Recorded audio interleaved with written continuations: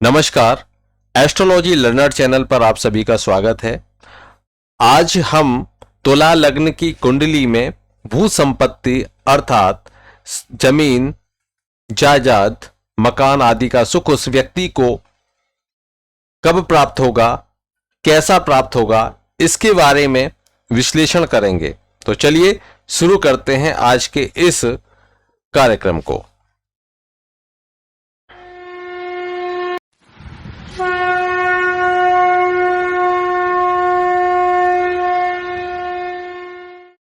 तुला लग्न की कुंडली।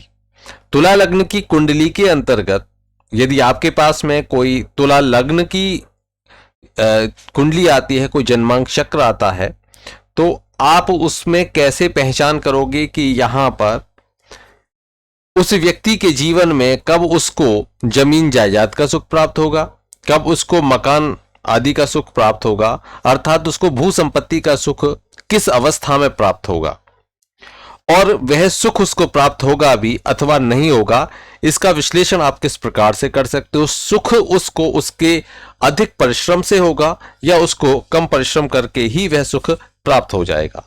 तो सबसे पहले हमको ये जानना होगा कि कुंडली तुला लग्न की है अथवा नहीं, क्योंकि यहां आज जो विश्लेषण है वह तुला लग्न की कुंडली से संबंधित विश्लेषण रहेगा। जब भी जो पहला भाव है, पहले भाव में जिसको हम लग्न भाव कहते हैं, वहां पर अगर आपको 7 लिखा दिखाई दे तो इसका अर्थ है कि वह तुला लग्न की कुंडली है। आप सभी जो कुंडलियां हैं उनको खोलकर देख सकते हो कि वहां पर तुला लग्न की अगर कुंडली है तो वहां पर 7 लिखा आपको दिखाई देगा। ऐसी स्थिति है तो अब हम यहां पर जब आप ये कंफर्म कर लें कि ये तुला लग्न की कुंडली है, तब आप यहां पर देखोगे कि जो लग्नेश होते हैं इस कुंडली के अंतर्गत वह शुक्र होते हैं। वहीं द्वितीय भाव अर्थात धन भाव के अधिपति मंगल होते हैं, और पराक्रमेश अर्थात पराक्रम भाव के या तृतीय भाव के अधिपति यहां पर गुरु बृहस्पति होते हैं। वहीं जो चतुर्थ भाव है अर्थात जिसको हम सुख भाव कहते हैं, उसके अधिपति जो सुखेश हैं वह शनिदेव होते हैं, और जो पंचम भाव है उस पंचम भाव के अधिपति भी शनिदेव होते हैं। तो यहां पर इस कुंडली के अंतर्गत जो शनिदेव है वह केंद्राधिपति भी होते हैं और त्रिकोणाधिपति भी होते हैं। केंद्राधिपति और त्रिकोणाधिपति होने के कारण यहां पर ये अति योग कारक ग्रह बन जाते हैं। तुला लग्न की कुंडली में शनिदेव अति योग कारक ग्रह होते हैं। वहीं जो छठा भाव है, रोग ऋण शत्रु से संबंधित जो छठा भाव है, और इसको हम कर्म का भाग्य भी कहते हैं, तो यहां पर ये कंपटीशन का भाव भी होता है। इसके जो अधिपति होते हैं वह भी गुरु होते हैं। तो गुरु क्या हो गए, पराक्रमेश भी हो गए और सृष्टेश भी हो गए हैं।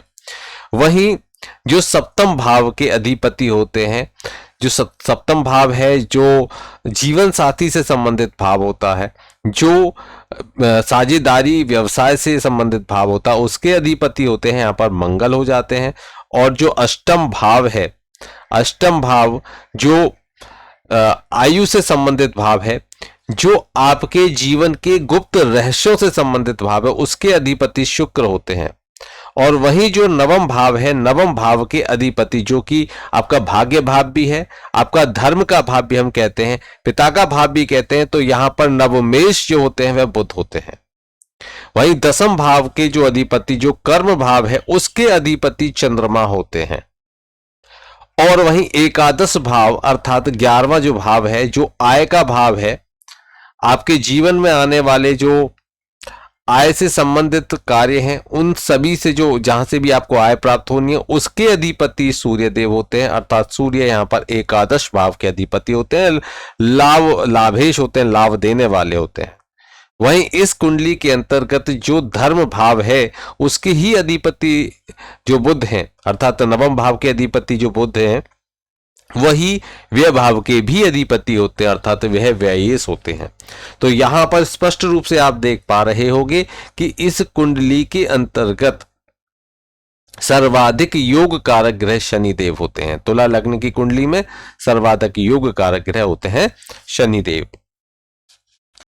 तुला लग्न की कुंडली में देखें तो मंगल की जो स्थिति है ये अति मारक की स्थिति हो जाती है, क्योंकि ये सप्तम भाव के भी अधिपति हैं जो कि मारक भाव है, और अति मारक भाव जो कि द्वितीय भाव है उसके भी अधिपति हैं। तो तुला लग्न की कुंडली में अति मारक जो होते हैं वह मंगल देव होते हैं, तो यहाँ पर इनका रत्न धारण नहीं करना चाहिए, ये आपको मैं बता देता हूं। लेकिन ये धनाधिपति भी होते हैं, धनेश भी होते हैं, क्योंकि यहाँ पर इनकी स्थिति अच्छी भी होनी चाहिए। अच्छी कैसे कि यहाँ पर ये, क्योंकि ये भूमि के कारक हैं, तो भूमि के कारक की स्थिति जितनी अच्छी होगी उतने वह आपको धन संपत्ति आदि देंगे। तो यहाँ पर मंगल जो कारक है भूमि के, वह भूमि धन आपको प्रदान करेंगे, अर्थात भूमि वहां आपको प्राप्त होगी। तो अब हम विश्लेषण करेंगे कि कौन से स्थान पर कौन सा ग्रह अगर तुला लग्न की कुंडली में बैठेगा तो वह कैसा फल देगा, और कब कब वह योग बनेंगे जो किसी व्यक्ति के जीवन में भू संपत्ति का सुख देने वाले होंगे, उसको मकान का सुख देंगे, उसको जमीन जायदाद का सुख देंगे, देंगे भी अथवा नहीं देंगे, कैसी उनकी स्थिति है। कहीं ऐसा भी होता है कि जमीन जायदाद खूब मिलती है लेकिन वह उसकी बिक जाती है, या कहीं ना कहीं कोर्ट कचहरी में फंस जाती है। तो इन सभी परिस्थितियों को उस व्यक्ति से संबंधित किस क्षेत्र में उसकी जमीन जायदाद होगी उनको भी देखेंगे। देखिए, अगर यहां पर इस कुंडली के अंतर्गत, क्योंकि सबसे योग कारक ग्रह और खुद चतुर्थाधिपति हो जाते हैं, वह हो जाते हैं शनिदेव।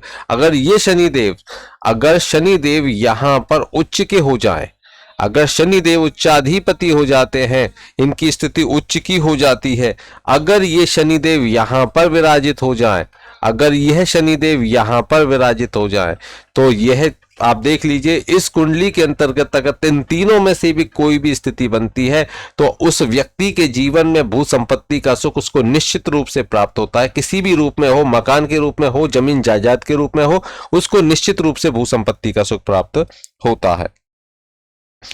वहीं यहां पर अगर हम देखें कि जो शनि है, यदि ये देखिए यहां ये स्थिति आपके सामने आ गई है कि शनिदेव की क्या क्या स्थिति हो सकती है। अगर शनिदेव कहां पर चले जाएं इस कुंडली के अंतर्गत, ये शनिदेव यहां पर चले जाएं दसम भाव में, यहां पर ये दसम भाव में शनिदेव विराजमान हो जाए, और जो दसम भाव के अधिपति हैं कौन है? चंद्रमा। अब वैसे तो यहां पर ये दृष्टि से एक दूसरे को देखेंगे तो चंद्रमा कहीं ना कहीं पीड़ित भी होंगे।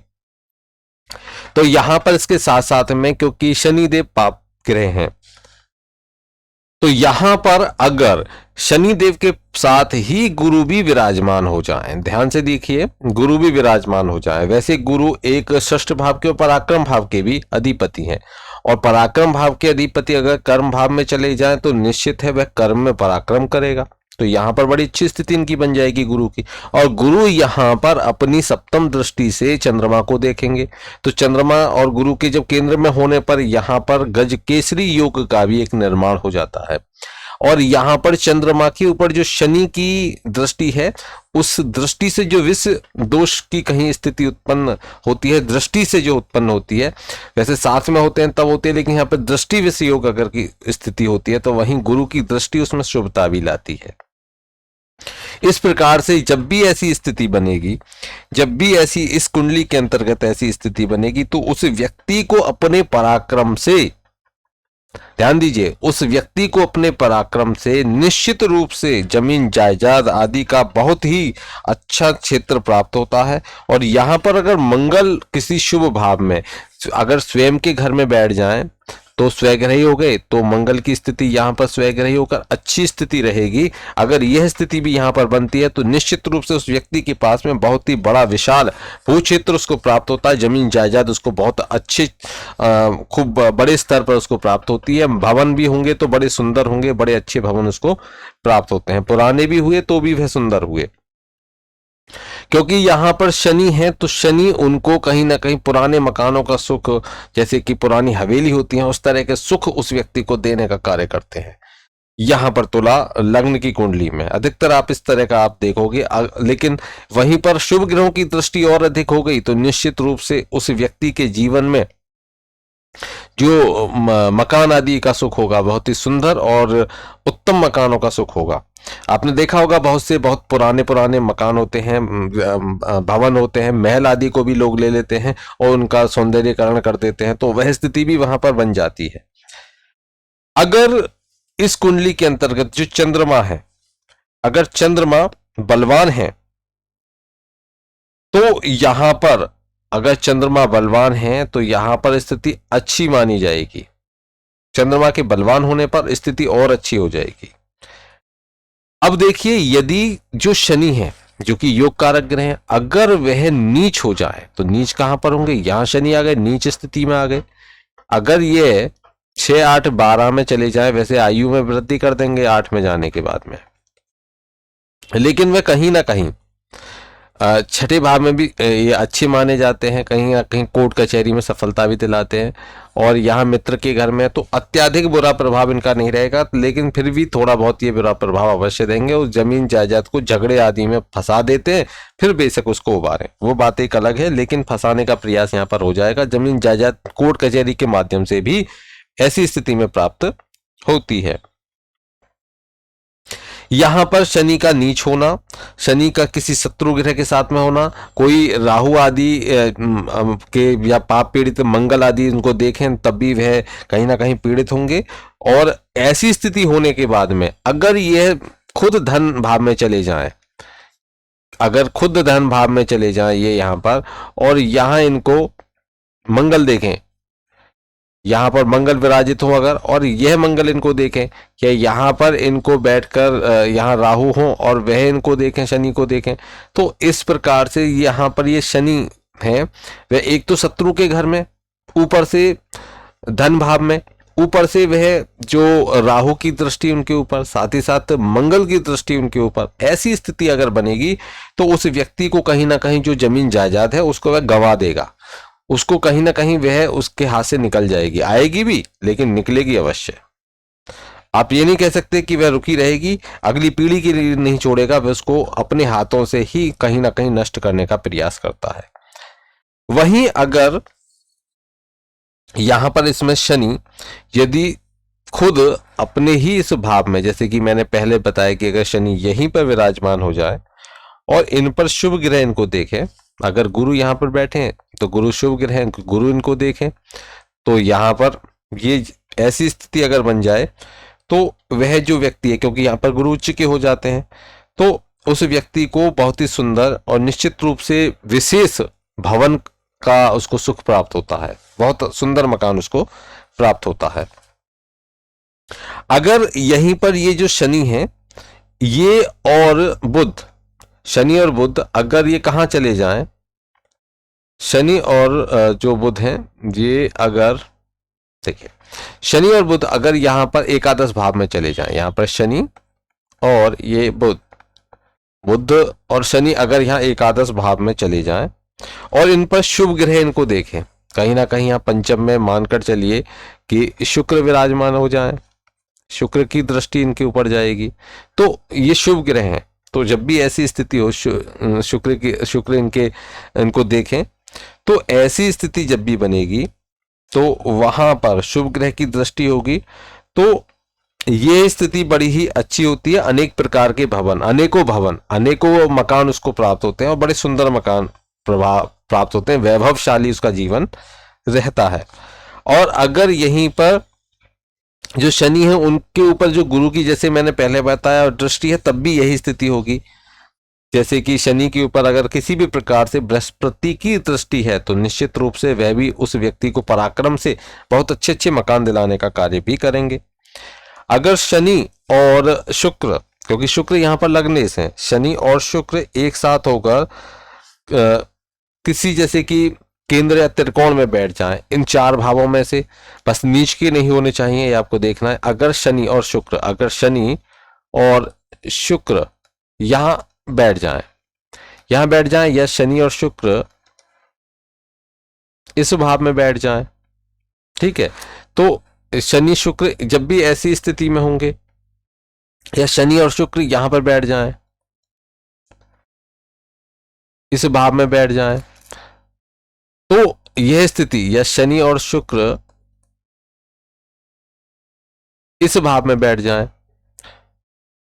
यह स्थिति बहुत सुंदर स्थिति है।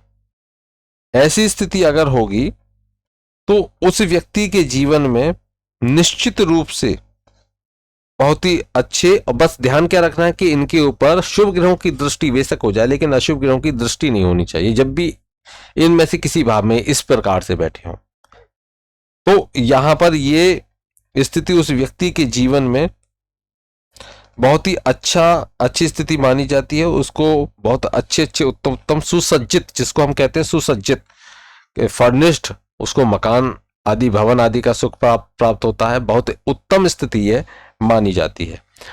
आगे हम बात करें कि यदि शनि, जो कि यहां पर चतुर्थ भाव में चर राशि है, ये मकर राशि, उसके स्वामी होते हैं, और अगर ये जाकर बैठ जाएं शनि यहां पर, तो निश्चित है अनेक शहरों में उसके मकान होंगे, उस व्यक्ति के अनेक शहरों में मकान होंगे, अनेक गांव आदि में उसकी जमीन जायदाद होगी। ये निश्चित रूप से आप देख पाओगे। आप अगर कुंडली को देखोगे तो आप इसको, ये अकाट्य है, आप निश्चित रूप से यहां पर उसको देखोगे कि उसके अनेकों मकान, भवन आदि उस व्यक्ति के जीवन में होते हैं।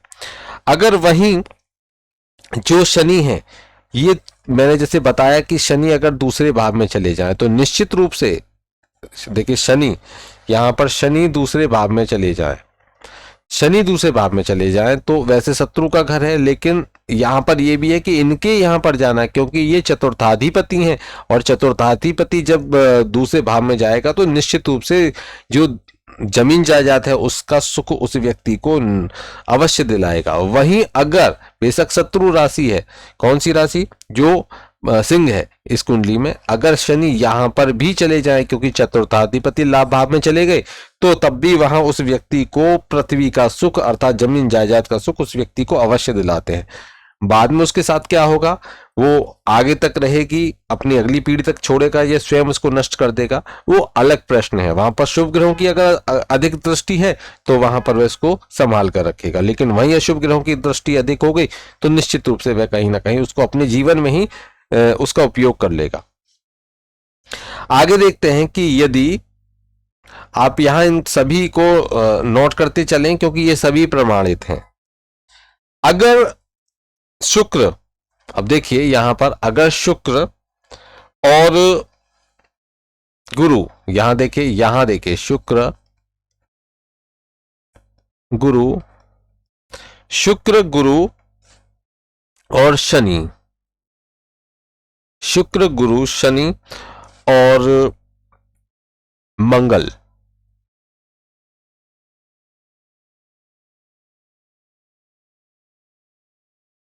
बुध, कितने ग्रह हो गए, 2 तो 4 5, और यहां पर मंगल बुध और यही है, ठीक है।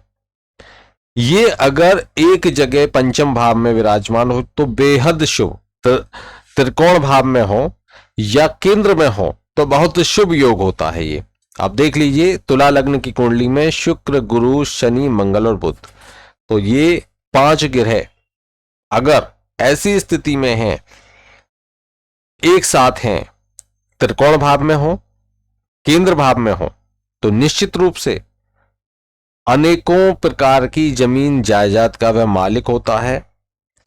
बहुत बड़ा जमीन जायदाद से संबंधित व्यक्ति रहेगा। जमीन जैसे कहते हैं कि जिसकी सीमा नहीं है, इस प्रकार से उसको खान आदि का भी वह मालिक होता है। हम प्रत्येक जो लग्न कुंडली है, मैंने उसमें इन सभी सूत्रों को आपको स्पष्ट रूप से करा रहा हूं, ताकि आप आसानी से ये समझ सको कि इस कुंडली में हमको कौन कौन से ग्रह को देखना है। वहीं अगर हम देखें कि कभी कभी कुछ प्रश्न ऐसे भी होते हैं कि जहां पर ये पूछा जाता है कि आपको जो जमीन जायदाद है वो अचानक से, जैसे कहते हैं कि अचानक से किसी के भागे खुल के, किसी के नाम पर कुछ भी नहीं था उसके नाम पर प्रॉपर्टी हो गई, ऐसे सुख बिना पराक्रम के कैसे प्राप्त होता है। तो जब भी जो शनि है, जब भी तुला लग्न की कुंडली में जो शनि है वह कहां हो जाए, वह 11वें भाव में चले जाएं, और जो यहां पर सूर्य है वह चतुर्थ भाव में आ जाए। ध्यान से देखिए, जो सूर्य हैं वे चतुर्थ भाव में आ जाए, तो ऐसी स्थिति, तो यहां पर ऐसी स्थिति जब भी बनेगी तो उस व्यक्ति को अचानक से बिना परिश्रम के धन संपत्ति, भू संपत्ति प्राप्त होती है। वहीं एक स्थिति और हो सकती है जिससे आप देख सकते हो कि यदि इस कुंडली में जो शनि है वह यहां पर हो, उनके साथ में बुध भी बैठे हों, क्योंकि बुध नवम भाव के भाग्य भाव के अधिपति हैं, तो कहते हैं उसके भाग्य में थी, मिल गई।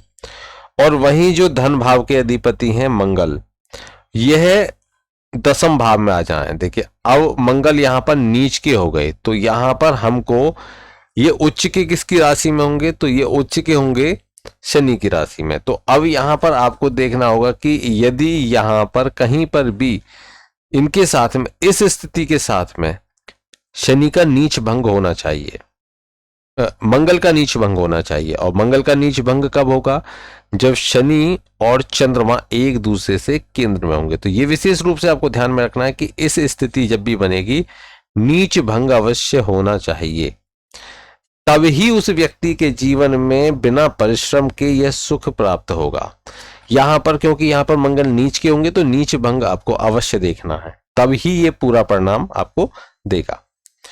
तो नीच भंग कैसे हो सकता है, अगर मानकर चलिए यहां पर स्वयं नीच नाथ उनके साथ में बैठ जाएं, तब भी नीच भंग हो जाएगा। शनि यहां पर बैठ जाएं तब, और इस तरह की स्थिति बने, तब भी नीच भंग हो जाता है।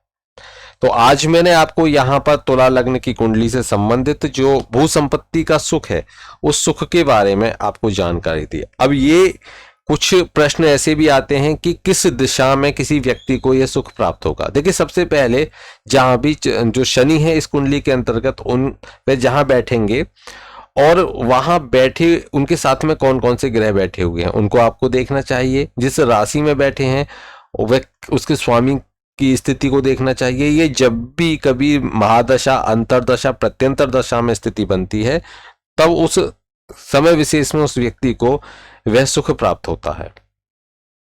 दूसरी बात, किस स्थान पर होगा, तो जहां पर भी जो इस तुला लग्न की कुंडली में, या ये कहें कि जो चतुर्थाधिपति हैं वह जिस राशि में बैठेंगे, उस राशि के स्वामी की जो दिशा है, उस दिशा की तरफ आपको जाना होगा। उस दिशा में, या फिर राशि को भी देखेंगे कि राशि की दिशा क्या है, उस दिशा के आधार पर आप ये निर्णय कर सकते हो कि उस व्यक्ति को जो सुख प्राप्त होगा। जैसे कि शनि यदि यहाँ पर मकर राशि में बैठे हैं, तो मकर राशि की जो दिशा है, शनि की जो दिशा है, दोनों को अपने अनुमान से आप जिसमें भी राशि के आधार पर भी और शनि के आधार पर भी आप यहाँ पर दिशाओं का निर्णय कर सकते हैं। आज के लिए इतना ही। आशा करता हूं आपको ये जो जानकारी है वह अच्छी लगी होगी, और आगे हम जो बात करेंगे वृश्चिक लग्न की कुंडली में हम कैसे भू संपत्ति, जमीन जायदाद का योग देखें। आशा करता हूं कि ये भू संपत्ति का जो योग देखने की हम जो वीडियो लेकर आपके बीच में आ रहे हैं, इस प्रकरण से संबंधित, वह आपको अच्छी लग रही होंगी, समझ में आ रही होंगी, तो हमें कमेंट बॉक्स में कमेंट अवश्य करें। चलिए मिलते हैं वृश्चिक लग्न की कुंडली के विश्लेषण के साथ में, तब तक के लिए जय श्री कृष्ण।